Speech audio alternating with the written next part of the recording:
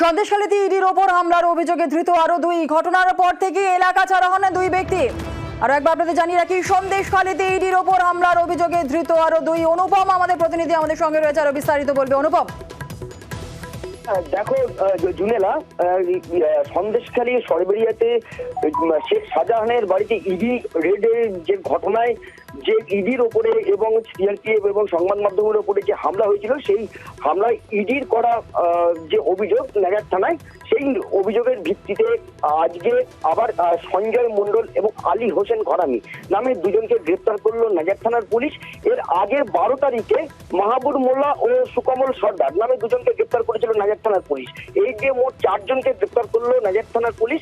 এই সঞ্জয় মণ্ডল এবং আলী হোসেন ঘরামি যাদেরকে কালকে রাত্রিরে গ্রেপ্তার করেছে, তারা দুজন, একজন হচ্ছে নাজার থানা এলাকায় একটা মেছো বেরিতে লুকিয়েছিল।